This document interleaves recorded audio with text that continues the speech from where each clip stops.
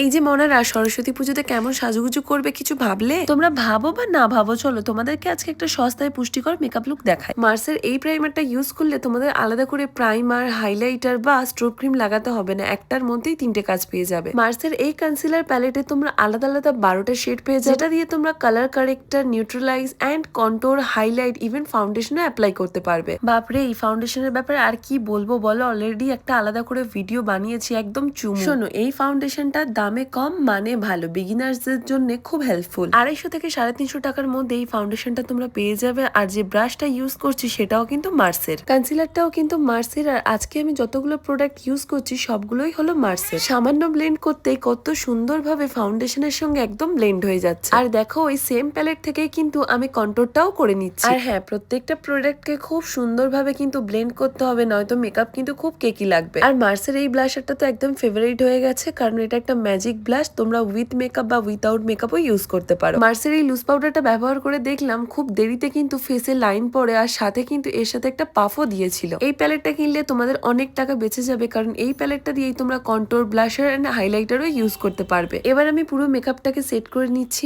মার্সের fixer দিয়ে। এটা কিন্তু আমার ভীষণ ভালো লেগেছে, যেটা আমার আপকামিং স্টুডেন্টদেরকেও রেকমেন্ড করব। আই মেকআপ লুক দেখতে হলে তোমরা কমেন্টে লিখে দিও আই মেকআপ, তাহলে আমি নেক্সট ভিডিওতে আপলোড করে দেবো। আর আমাকে কেমন লাগলো অবশ্যই জানিও। টাটা।